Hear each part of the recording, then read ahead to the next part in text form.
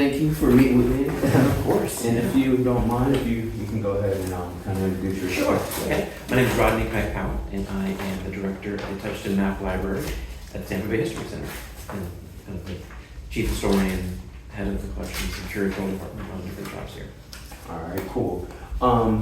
So with that, how long have you been with the center here, if you don't mind sharing that? 31 years. Awesome. So, yeah, started right after I graduated from the University of Florida, from Tampa, Okay. and degree in history. And so they were planning on building a museum, and I thought that'd be kind of fun to do for a few years and do something else. But a few years, and a few more years, I got my master's at USF in history and stuck with this. It kind of kept rising through the museum, and here we are 31 years later. But in the building we were going to build, so just Which is took a little an bit amazing building, Yeah. being in the heart of downtown as Yeah, well. exactly. Like, Exactly. you can't visit a premier location. I know, we were very lucky to look at it. When we first opened here, we were a little isolated, but Mhm. Water Street really changed that.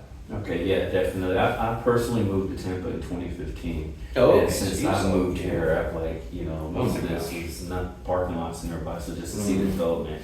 And it kind of speaks to the growth of the city as a whole. Exactly. Which I think is really cool and good for Tampa as a whole. Yeah. Yeah, so we'll kind of get started as we have the Of course. conversation do. Yeah. So, my focus is about Ybor City Mhm. and like the history of the immigrant community that established it and kind of how that is the foundation of what Tampa is. Mhm. So when I first experienced Tampa as a new resident, I found it fascinating, like how all the different groups were here. Mhm. You know, naturally in Florida, you think of like the Hispanic population and, other groups, but like not knowing the history with Italians here, Germans, and all the other groups, it really Yeah. opened my eyes. And one of the first introduced me to it was a Cuban sandwich, because there Of were course. story the Great. different flavors of the sandwich Yep. and different groups of the cigar workers. So that kind of just sparked my buzz from that point. Of course. And just got the interest to learn everything I can about it. Mhm. So in my research I've done locally kind of points you as the, the subject matter expert Mhm. on this area. So thank you for sitting course. down with me. It's a huge honor. So Okay. I'll go start with my first question here. Can you describe Ybor City's immigrant community, particularly the Cubans and the Spanish and Italians, and how those groups kind of helped start the area and kind of like the social clubs and all that? Yeah, and you mentioned the Cuban sandwich. It has become this symbol of the different groups, but there wasn't like a meeting where everybody came together. So we're going to make a sandwich, and what do you have? No, I happen to bring mustard. It's just kind of come to represent that, but it does represent it very well. And yeah, so you have a southern town in 1880 that is basically native-born whites, native-born blacks, and really nothing else. Very isolated, no railroad connection. There's a port, but it was very, very small. And Florida itself was very isolated. And then 10 years later, you have this new whole kind of enclave called Ybor City. You have the railroad, and you have this industry that is really going to make modern Tampa what it is. And those 10 years are just probably the most amazing 10 years that almost any city's ever experienced. And within that time, you had these immigrant groups coming here because of the founding of Ybor City and the cigar industry. And that was founded by a man named Vicente Martinez Ybor, who, with a friend of his and who also owned a cigar factory in Malcio Aya, they were looking for a place to move their factories from Key West and from Havana. I think one of them even owned a factory in New York, and there was something wrong with kind of all of those places. Up north, where there were cigars that were being made, in the winter they had to heat the factories with stoves and things like that, and it dried the tobacco out. So it was difficult to operate year-round. When you're in Havana or in Key West, they have their own different problems. So Key West had the advantage that you didn't have the tariff on finished cigars, because Key West, of course, is part of the U.S. Yeah. But it is so close to Cuba that you have labor problems, and the workers can just get in a boat and they're 90 miles away, they're back in Cuba. You also have the isolated nature of Key West itself. There's no reliable fresh water at this time, and the only way to get there is by boat, because the train hasn't arrived there yet. So it wasn't until 1912 that there's a railroad, and not until the 1930s that there is actually piped in water from the mainland. So Key West had its own kind of set of issues. So they wanted to find a place somewhere on the Gulf to have ready access to the tobacco in Cuba and the labor force, but not so close that they could just kind of come right back. So they looked at Galveston, they looked at Mobile, they looked at Tampa, and a few other places, and they settled on Tampa. And so that was 1885 when they made that decision, and when Mr. Ybor bought those 40 acres of land that became Ybor City. Following year, cigar factories opened, and Ybor City kind of comes into existence. And at first, it was really a majority Cuban workforce, so Cubans and Afro-Cubans, and that's kind of an important part of it, is a multi kind of racial workforce within the Cuban community. And then there were Spaniards, and most of the Spaniards had come by way of Cuba. There were a lot of Spaniards living in Cuba because it was still a Cuban colony, or excuse me, it's still a Spanish colony. So you had a lot of Spaniards living there. And you had kind of this, at that time, this organizing of the workplace where, for the most part, the management side, ownership side were Spaniards, and the workers, day-to-day workers, were Cubans. And it didn't always work out that way, but for the most part. And so you have these two large groups coming here. And then the Italians come in the early 1890s, even from the late 1880s. And they're almost all from Sicily, the island of Sicily.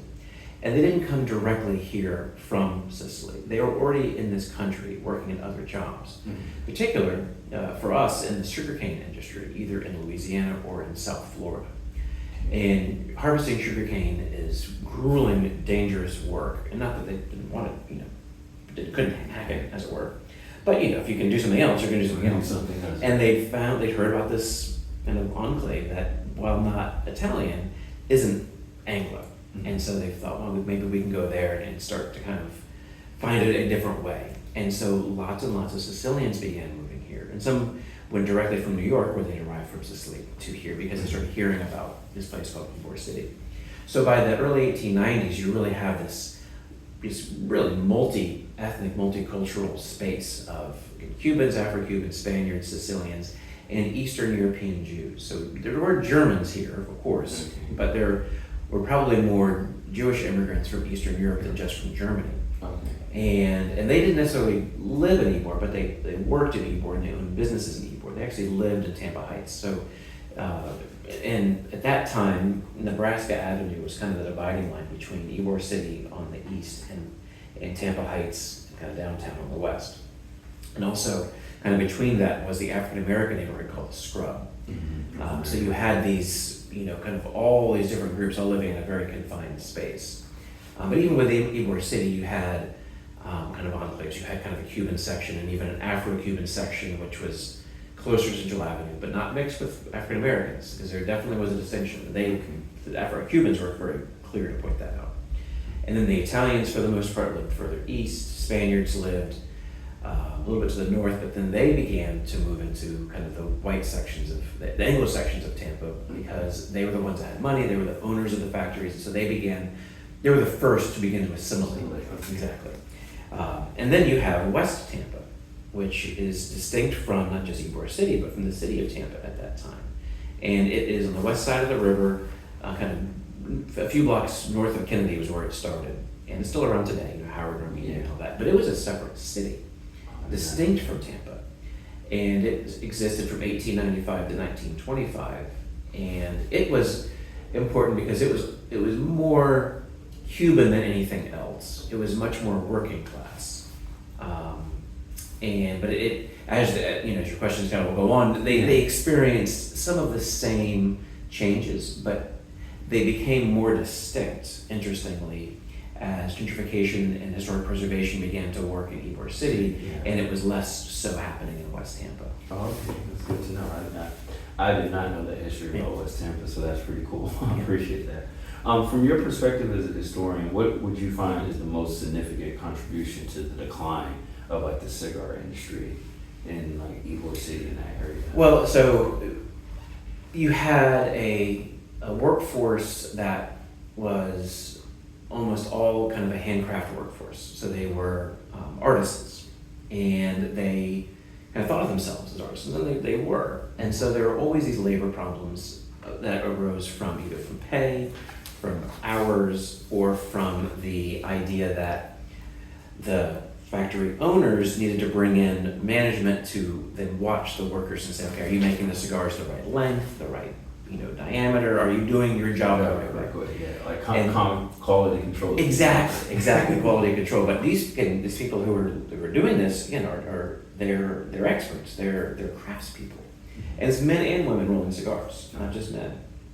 And so they were, and also kind of a volatile workforce. There were a lot of but there were a lot of socialists. There were anarchists, communists. It was a very left-leaning workforce. And that was a time in American labor, and really labor across industrial labor across the world, where you're seeing a lot of kind of left-leaning forces trying to balance out the capitalism that is, at least by their perspective, exploiting their worker. And so there's all that stuff that's going on kind of nationally and globally is playing out here in Tampa too. So labor unions coming in, all kinds of different stuff.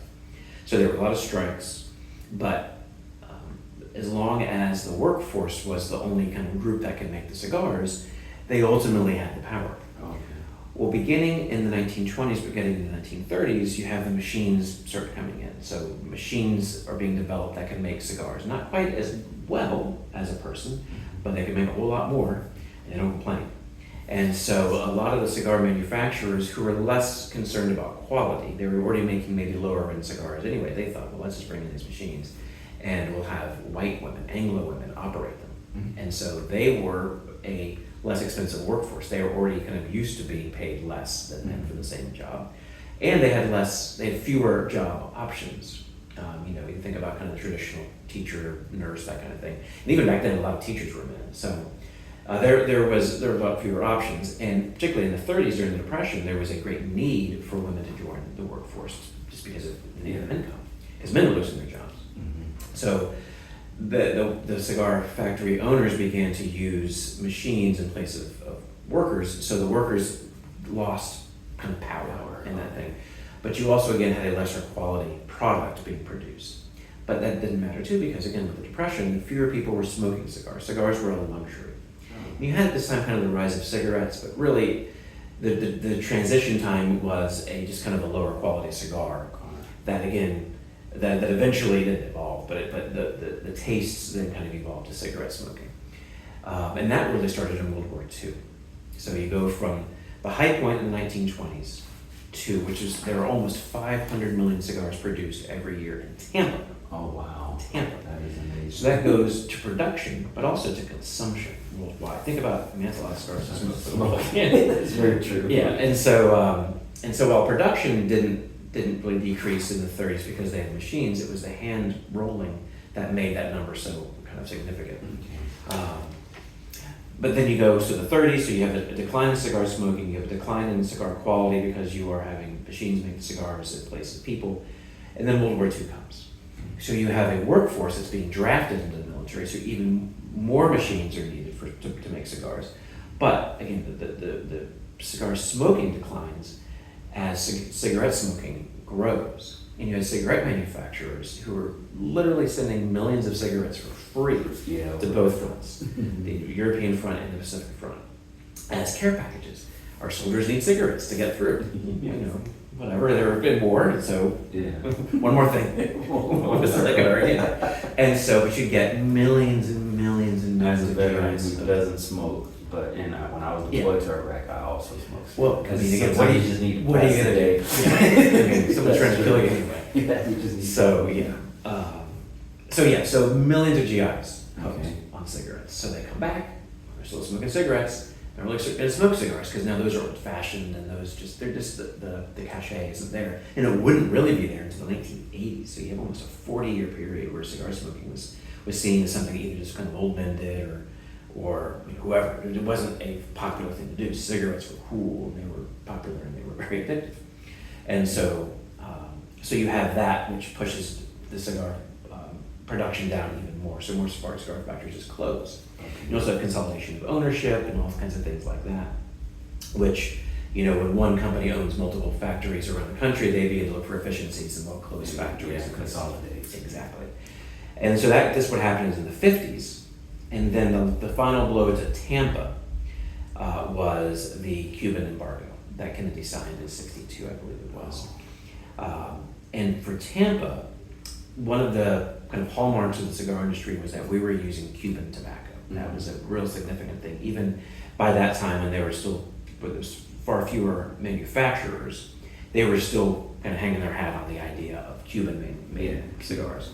But when Kennedy outlawed the embargo, the importation of tobacco, that really damaged the industry even more. There were a couple of factories that stayed open and they used Honduran or Dominican or whatever tobacco, but that was really kind of it. So the factories began to close even more in the 60s and the 70s. The other thing was, after World War II, you have all these soldiers returning home.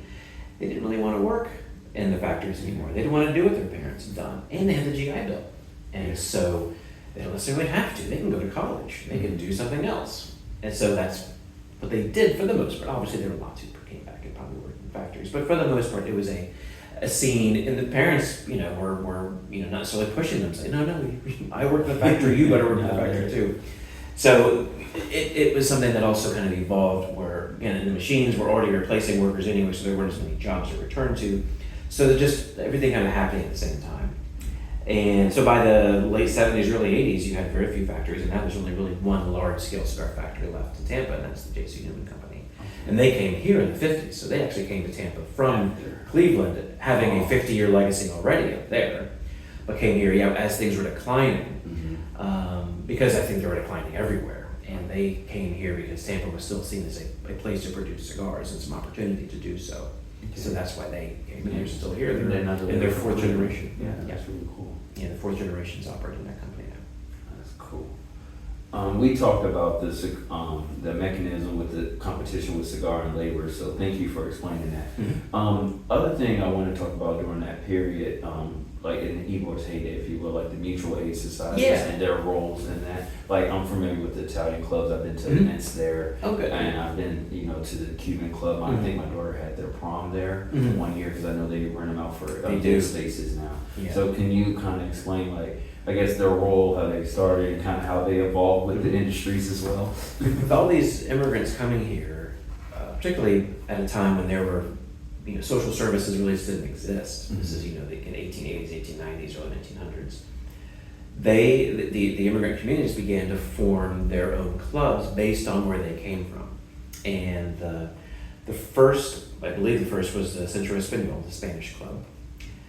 And then there was a group within them from Asturias, which is in northern Spain, that were advocating for medical care. So at first it was really a social club and a way to bridge the gap between where you came from and where you are now. But again, there was this desire to have a medical aspect to it. And so there was already a club for people from Asturianos, in Havana.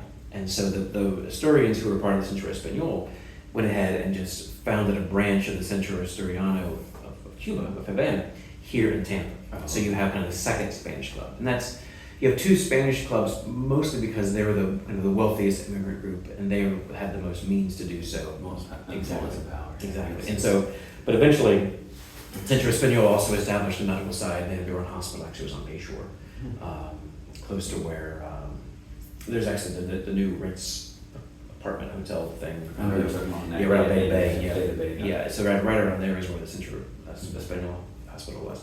But then you had other groups again who wanted to join together. So the Cuban Club, and a lot of the Cuban clubs started off out of kind of Cuban patriotic societies, because again, in the early years of Ybor City, Cuba was still a Spanish colony, and there had been an attempt already to gain freedom from Spain. That was the 10 Years' War in 1868, from 68 to 78. And then there was another war in 1895 that became, in 1898, the Spanish-American War, that led to Cuba's freedom, mostly. Yeah. And so you had these patriotic clubs that eventually coalesced into the Cuban Club. Now the thing with the Cuban Club, the early patriotic clubs, the pre-Cuban Revolution clubs, were integrated. And so you have figures like Jose Marti, who are here in Tampa with Afro-Cubans, particularly the Pedroso family. There's a big story about Paulina Pedroso and her husband Ruperto. They have their home that's now a park. It's called Marti Park. He used not saying used her, but their friendship and the protection of the Pedrosos over Marti was very symbolic about the unification of Cubans as a whole against Bringing all Spain. the groups together. Exactly. Okay. Well, that lasted until 1899, and of course Martís died, and the Persians actually went to Cuba. And the Cuban club, the Círculo Cubano, basically kicked out the Afro-Cubans. Okay. And from the stories, those members will claim, or their descendants will claim, well, it was really the Anglo-Tampa that said, you have to have a segregated space. Okay. Who knows? But we do know that that happened in 1899 as Círculo Cubano reformed. Mm-hmm. It was a kind of white Cuban only.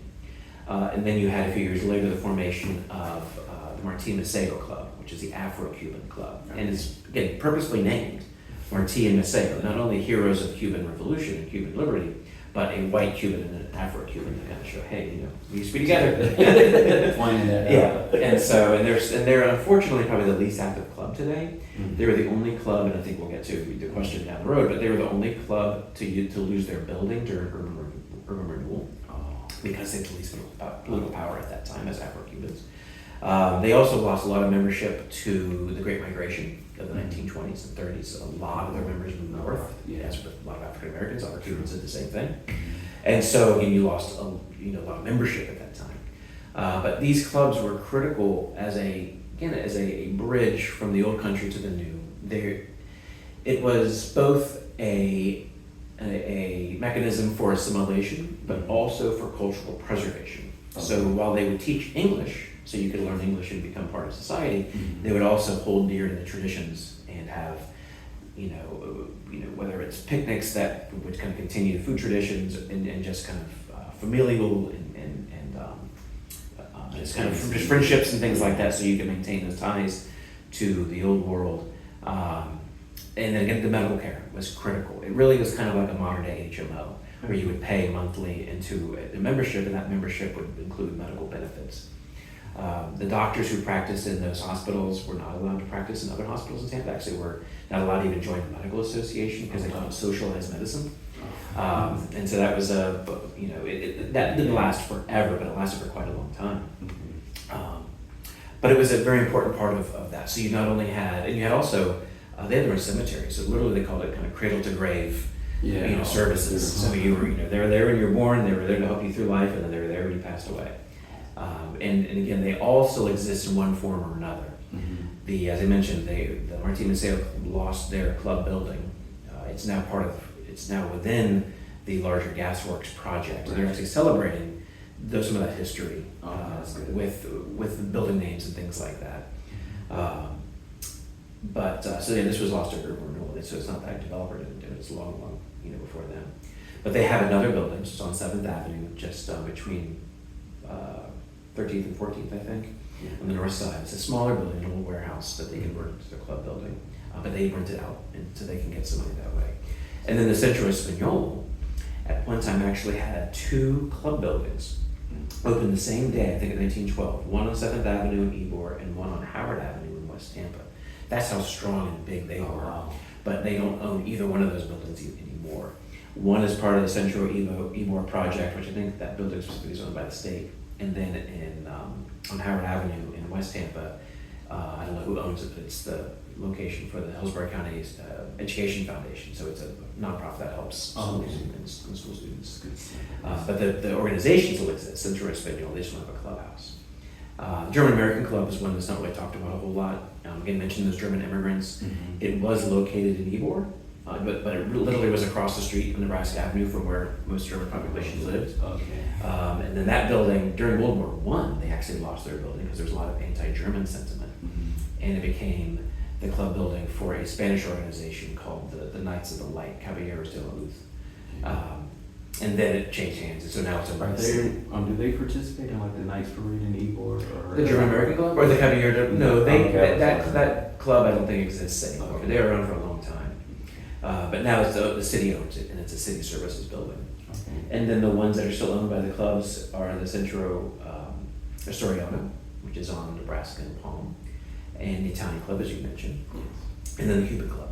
They all own their buildings, and they still are very much about maintaining that heritage, but also they're doing things like rentals and things just to make sure that they keep they'll keep the lights on. It's very expensive because those buildings are all well over 100 years old. Yeah, and I'm So sure they the take lots to maintenance, maintain. it's like keeping them with an historical Exactly. standpoint. Exactly. Cool, thank you for that. Just make sure follow here. Based on, I think we covered the factory and the neighborhoods changing.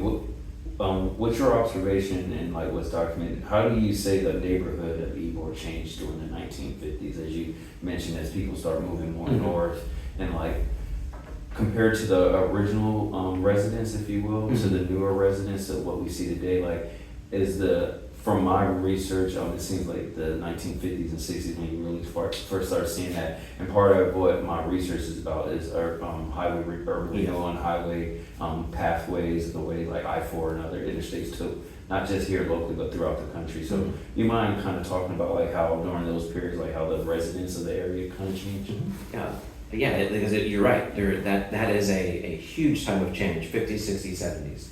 And it starts with something we mentioned before, which is the GI Bill. Not only did the GI Bill provide money for school, it also would provide opportunity for low interest home loans. So you, as a returning GI, you could have access to a new home through the federal government's loan program. Now that only though would pay for a new house. It wouldn't give you money to renovate an older home.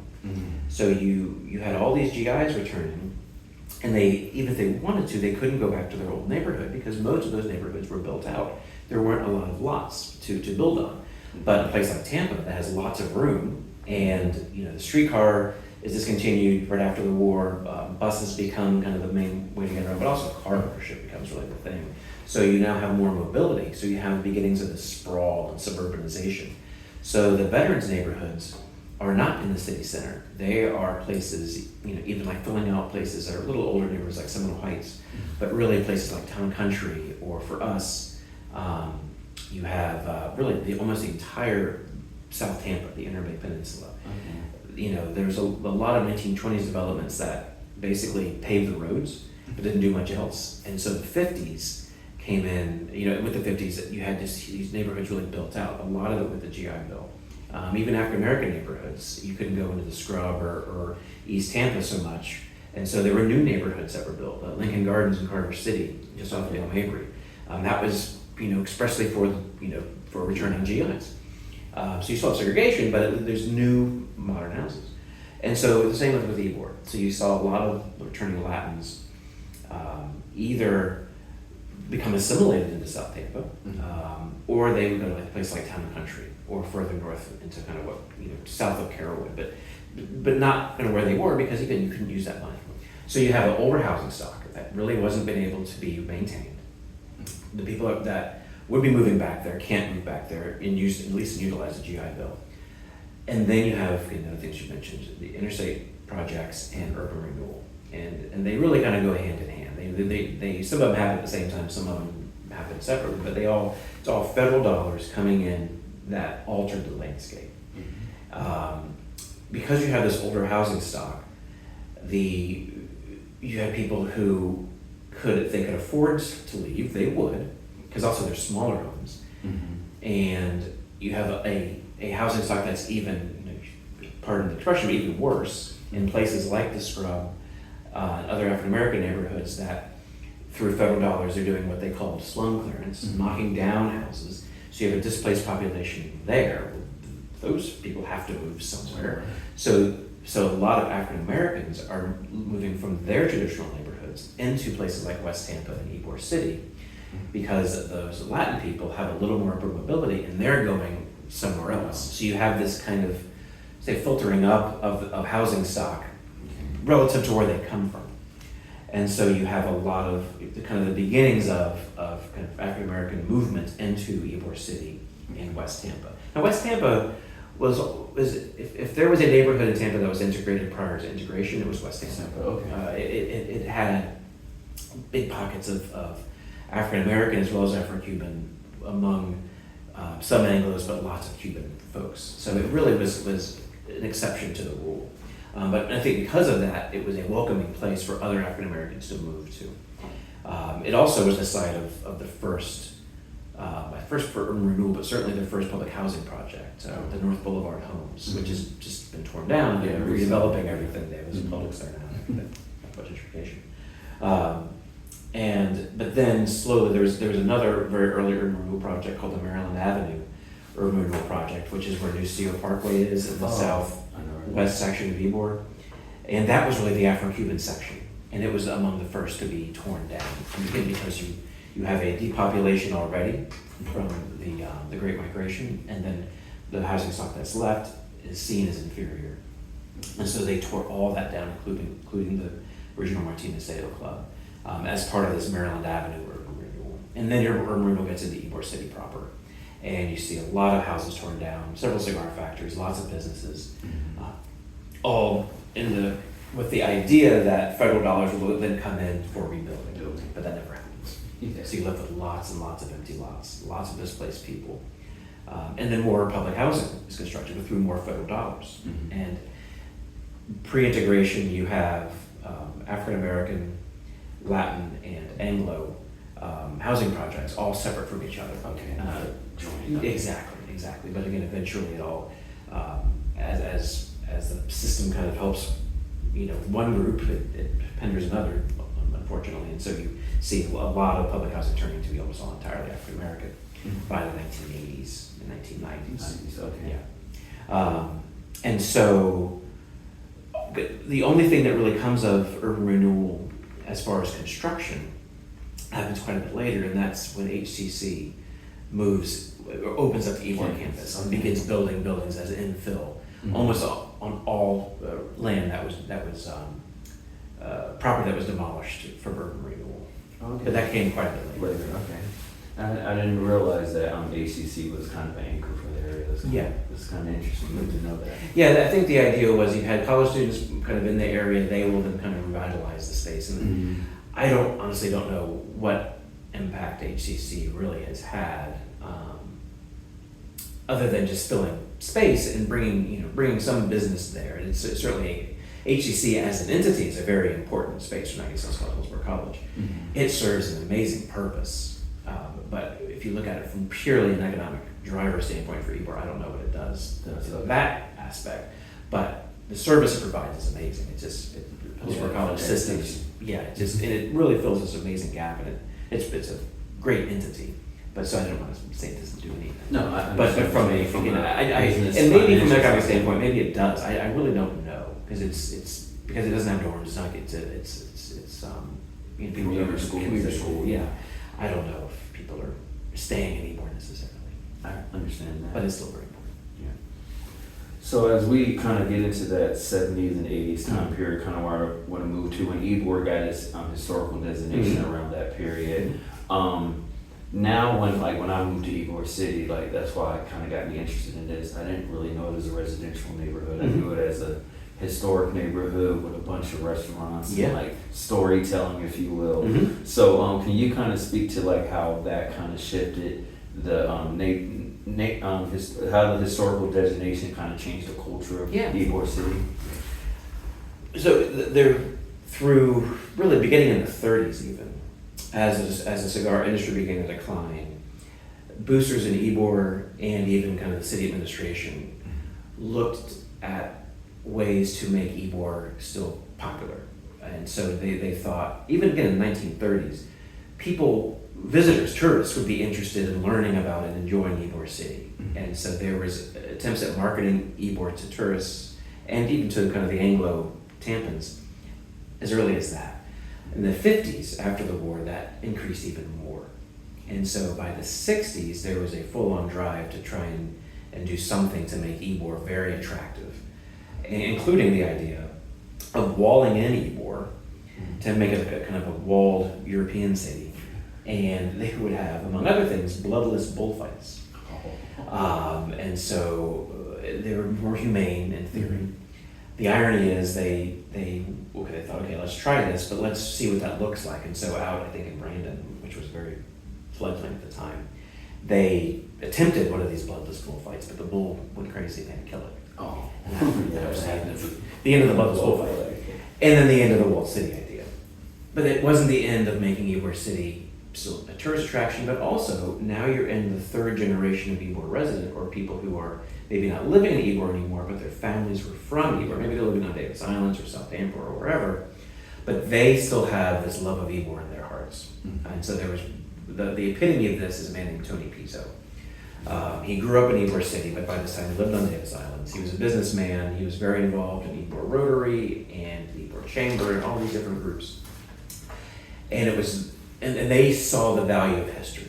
And also kind of at this time, there's a historic preservation movement sweeping across the country. You have the bicentennial that's driving a lot of that.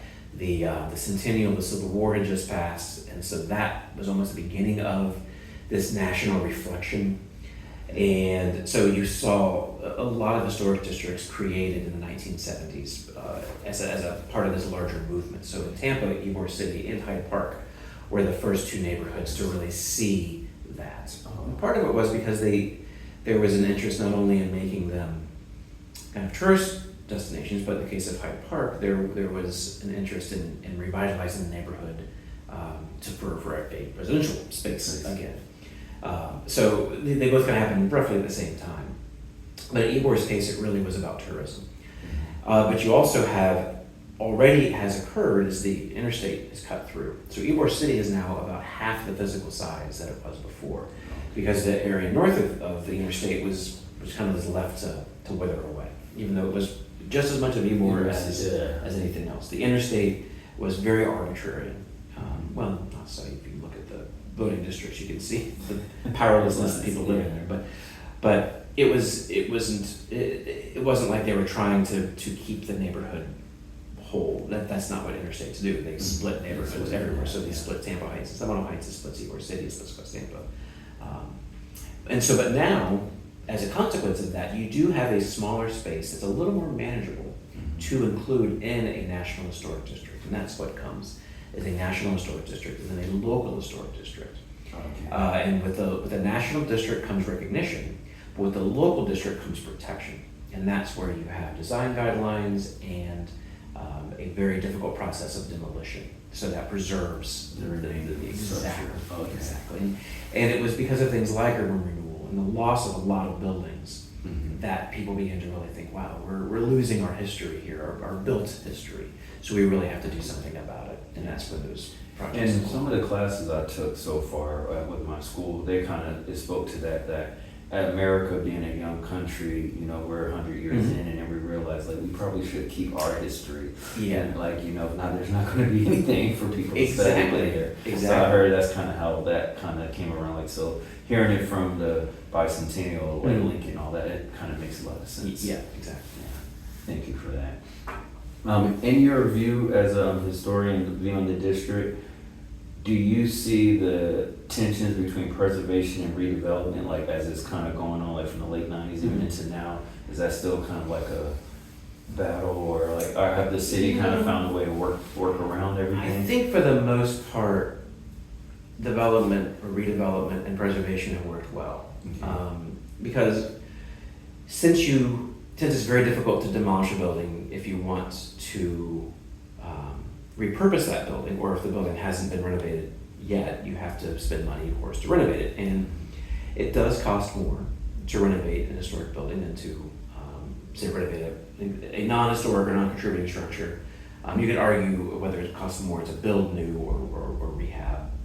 But because it's both a local and national district, there are financial incentives that you can receive when you do your renovation. And there are lots and lots of empirical studies that show property values rise higher in historic districts than adjacent properties, even kind of city to city. You could even look not within Tampa compared to Orlando or whatever. It's Tampa within Tampa. You can look at Hyde Park as a very good example. The border of the local and national district, just outside of that border, the houses are very similar, but they're not. I mean, now they are, but if you looked historically, the things because property values have gone so crazy.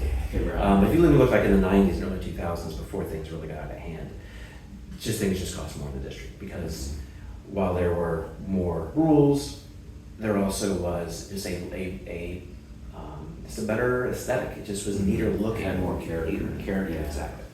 And so for the most part, the Barrio Latino, which is the governing body that dictates color and design, that kind of stuff, has been pretty, I think, it's just worked pretty well with development. And so the sticking points that, maybe we're seeing now is kind of national companies coming in. Because before it was local, for the most part, local investors going building by building, and fixing things up and kind of having local businesses in. But as Ybor City becomes more popular, as Tampa becomes more popular, you have lots more national influence. And so you have national companies coming in, and maybe they're pushing out local venues. You have national coming in, maybe pushing out a local mom and pop store. And then you also have national money that can take things block by a time or multiple blocks at a time. Yeah. And so now, particularly in Ybor, with the gasworks development, I don't think you have so much any kind of conflict between historic preservation. It's really the size and pace of growth. But I think, in particular with gasworks, they have been very careful about what is the history of Ybor City. How can they, and actually even in part that they're working on in the west end, they're undoing some of the things that had been done. They're undoing some of the urban renewal, changing of the grid. They're trying to, rebuilding buildings, of course, but they're with the building names, reconnecting streets, building names, reflecting the history, and trying to keep as best they can prices low, at least in some places. So it's not just all high-end stuff. So people aren't being priced out of the neighborhood as much. And they're really not, in the one part of gasworks, they're replacing what was subsidized housing. It wasn't publicly owned, it was privately owned subsidized housing, Section 8 housing. But it had been largely abandoned anyway, and it was going to be torn down kind of anyway. So it's not like they're displacing a lot of people who weren't, and unfortunately, already going to be displaced. But anybody who owns property, of course, is benefiting from the increased property values, which is a benefit to it. And then the other area they're working in has been very industrial, and it really weren't a lot of homes that were there even historically. So they're just converting industrial to residential and commercial. That actually, one could say, broadens the appeal to be more for everybody. And there, as they need to within the historic district, they are building within those guidelines, but part of it is outside of the district, and so they're able to be a little more flexible, which also does have some cost savings. And so they can pass those savings on to the consumer. That's good, because the gasworks is a good example of kind of how the historic and the entertainment thing is kind of finding. Exactly. Because I know they mention concert venues and and that's public spaces. And that's the they sticking wanna point have. that I understand, particularly concert venues, Live Nation, which is a big controversy now, and I don't know exactly how that's going to end up. But it's certainly a symptom of the popularity of a place like Ybor and Tampa in general, where a company like Live Nation is going to come in and put a lot of resources into something. And so again, you could say this, what's the impact to others who have been here for a long time? And I mean, it's free market, so it's hard to govern that. But it's a tough situation. Yeah, delicate balance, for sure. Yes. And so we kind of talked about the preservation and the redevelopment interest. You kind of laid that out good. We mentioned some of the community leaders, the Latin community activists. We know about like Marti and some other ones from the past. Are there any more from the urban renewal point? Were there any kind of groups that kind of still were championing the fight or anything of that nature? Yeah, so you could, urban renewal is a tough one because you have some of the same people who are involved in urban renewal who are also involved in championing Ybor City as a historic district, or as a potential historic district, or as a tourist destination. And I think, for the most part, they thought urban renewal was going to be a tool to enhance Ybor City. You can never. It's hard to fault somebody for not knowing what the future holds. Particularly when you're dealing with federal dollars, and you're dealing with other guidelines and things. Your plans sometimes just don't work out the way that you want them to. But it was people like Tony Pizzo and a lot of others. Again, as organizations, the Ybor Rotary was a major organization, and the Ybor Chamber of Commerce, two really big drivers in trying to bring interest to Ybor City and really trying to protect Ybor City's history. Keep the history protected. Exactly. Cool, thanks for that, make sure here. What do you feel the role of like zoning in the city of Tampa kind of help shape Ybor past and kind of their transition? Like how did like our local zoning laws, if you will, kind of play into that? When Ybor was developed, there was no zoning, so you could do anything anywhere. Yeah. And it's interesting because you wouldn't, if you had zoning laws, if Ybor was built with zoning laws, you wouldn't have a cigar factory probably right next to houses or houses right next to a cigar factory. But at the time, it made perfect sense. Hopefully I'm not out of your camera. At the time, it made perfect sense because people didn't have cars. Cars didn't really exist when Ybor first was established. But even in the 19-teens, automobiles were rare. And so being able to walk to the factory, take the streetcar to the factory, was very important. So the proximity, kind of these almost little company neighborhoods was an important aspect of it. But also the lack of zoning allowed for kind of a heavier industrial use to be close to these neighborhoods. So you had the People's Gas Company gas plant right at the edge of Ybor City, and then you had eventually Kimmons, but kind of these garbage trucks and other things, industrial uses right at the southern end of Ybor City. Now with zoning, they can use the zoning code to enhance the number of people who live in a particular area, with multifamily, and how they're creating, I guess, little things probably in plan development, so they're able to craft the zoning within gas works. But historic preservation is a form of zoning as well. And so within the Ybor district, for example, you can't build any buildings that are taller than what was originally the Florida Brewing Company building. It's now a law firm, the School for Dante law firm. It's the tallest building in Ybor City. And they set a height restriction at that so it wouldn't compete. So you'd always have kind of a view shed to some degree, at least something that wouldn't just tower over it. So that level of zoning goes into preserving the streetscape. But you also, I think, you have the protections of not having, two totally different and competing uses on the same block, and that's just the fundamentals of zoning is not allowing these negative. Well, there's so much rival, but it's kind of these negative impact entities right next to each other. So you have people complaining, understandably about a loud factory, say, next to their house. You wouldn't want that.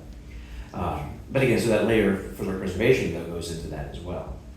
But again, these big projects like Gasworks, they're planned developments that have their own internal zoning, but that they are intended to bring a variety of uses. So you have retail, you have office, and you have residential, all in the same area. Yes. And I know a lot of times. So I know my daughter, I'm an urban planner. She recently graduated from FAU, and she talks about like the zoning and all those things, and how the idea is like to get us less car dependent and get more into the walkability. And I know that's one of the big things Gasworks talks about is the walkability aspect of it, where you can live, work, and play. I always have a joke, and maliciousness intended, but I always call it dorm for adults. It's like a college concept. You're right. You just take the concept of what someone had in college and just give it to them post grad school. It is, and the thing that Tampa is still lacking in that is a mass transit system that connects these spaces. Correct. So you have Water Street, which is very much that same thing, live, work, play. And you have Gasworks, which is live, work, play, and you have other developments, even like Midtown. It's not quite live, but there definitely is stay, work, play, because there's hotels, and there's an apartment building there. And then we're planning for the Rays, same thing. But there's no efficient way to get to those places without your own car. And that's a missing piece that I know a lot of people are trying to work on.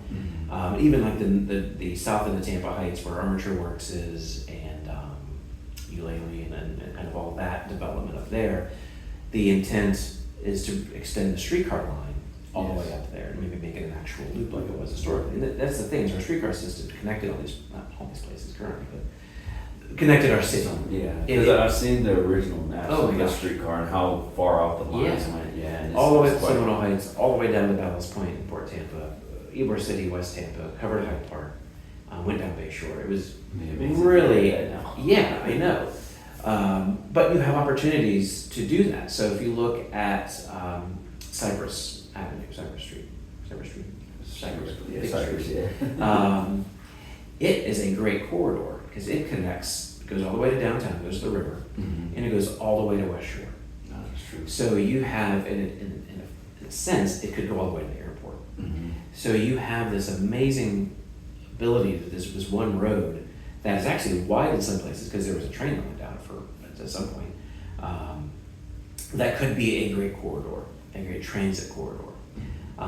And it could serve, all of UT. It could serve the airport. It could serve what they're going to build for West Shore Plaza. And then you could have even kind of the spur of it at Dale Mabry that could serve the stadiums, because you have Tampa Stadium or Raymond James. Across the street, you may have Future Rays Stadium and a whole network of things that goes right by Midtown as well. Mhm. So you could have something that connects this, and the roads are already pretty wide. It's very expensive to build rail, but you have a lot of the infrastructure already. You don't have to have an eminent domain where you're taking into people's houses or whatever. Mhm. But we don't have that yet. We have the bubbles Yeah. of the live work play, but we don't have the connectors. And one of the things I found when I first started diving into Tampa and like understanding like urban cores and all that, like from Montgomery military rep, but like not a huge city, but didn't really understand the full landscape of how larger metropolitan areas work. I was shocked to find out Tampa is one of the largest cities that we don't have a rail access to our airport. Yeah. That we're one of the few like large cities that you have to drive to You the gotta airport. drive to the airport. And that's kind of shocking when you think about it, because I travel for work, and I'm like, Yeah. a lot of places there are other options to leave the airport. Yeah. Uber or drive yourself. Exactly, and it's because for the most part we've been a very not an undensed city. I don't know what the word would be for undensed. Like low density. Low density, I guess. But yeah, the density has not fostered any kind of mass transit because of the sprawl, how spread out we are. Mhm. And even, you're still gonna have to get to, if they're able to create some sort of, even a rail to the airport, say, you still gotta get to where the rail is. So you're never gonna have, and it probably wouldn't make any sense to go all the way out to Brandon, to go all the way up to Lutz. I mean, they've talked about a rail that would connect USF, which does make some sense. Yeah. So you basically come down maybe the interstate or come down 40th Street or whatever, 56th Street, to get into Ybor, that would then connect in. Because that's another whole hub. That is a very important hub for us, but it's pretty far away. Yeah. And so, but you're right, it's our low density that is Causing that. Okay. That's good to know. And that's kind of where kind of lead to the last one. We talked about what are the challenges ahead as they try to maintain the cultural identity or as well as continue to grow the city, because I can tell you, someone like when I leave Tampa now, the first thing someone says to me is Ybor City. Really? Yes. So everybody who knows anything from my view when I leave Tampa, that's like the one thing they know. Like Ybor Cities, and they're like chickens running around. Yeah, chickens, they become popular. So I'm like, yeah, we do have that. So as we continue to kind of maintain that symbol of our city, but yet continue to have from your presentation today, it kind of shows that Ybor has always kind of been the economic driver of Tampa. So how do they kind of merge the history and continue? And I know Gaddis work with some of the Ybor Marine, and Mr. Shaw's doing a lot of work that kind of keeping that going. So do you mind keeping it? Yeah, and it's ultimately it comes down to who is doing those developments. You have people like Daryl Shaw and the Kettler group who are doing Kettler's doing gasworks with Daryl. But then Ybor Harbor is something that Daryl's, at least for now, kind of forging ahead on his own. He's from here, so he has that love of Tampa and love of Ybor City, and he wants to make sure people don't forget that. And I think we saw that a little bit with Water Street as well. I mean, just a little bit with Water Street, where they were very interested in maintaining the history of this part of downtown. And it's also incumbent upon us as people who live here to make sure that people do that. There was a long time in Tampa's history, 1960s, 70s, and 80s, as Tampa was languishing, where we were very quick to allow anybody to come in and change Tampa however they wanted to. Lay canvas. Yeah, exactly. Make your own thing here. And so we lost a lot of our history. in that time. So now I think we're in a position to kind of hold on to that a little bit and say, you can come here. We're always happy to have new people come here. We're a very, I think, welcoming city. But when you come here, you have to now respect our city a little bit more, respect our history a little bit more, and kind of conform your development to reflect that history, or at least not erase that history. And I think as long as integrate into it. Exactly. But I think as long as foodways are a part of the broader culture, which I think they probably always will be, there will always be something that brings us back. And as long as the buildings are preserved as they are, you have the architecture, the built environment to bring us back. And that's, when people do come here for the first time and they go through Ybor City and they see the architecture and they have the Cuban sandwich or double crab or whatever they have, they think, wow, this place is unique. And they are, I think, beginning to kind of go into the spell of that, and they want to be part of that, but not erase it. They want to put their own Continue spin into on it. it. Exactly. But And I'm one of those residents who came here and fell in love with the city and wanted to make sure what made Tampa cool was what we keep. Well, great. Tampa. Perfect. It worked. Thank you. I think I covered everything I wanted to discuss today. Is there anything that you'd like to add? No, your questions were really thorough. So No, thank you very much. And I once again, I thank you for speaking with me, taking your time today. Of course. I know you're a very busy man, so I was very thankful. And oh, my pleasure. yeah, so thanks a lot. Of course. Appreciate it. Enjoy talking. Absolutely. I'll go ahead and Yeah. stop our video.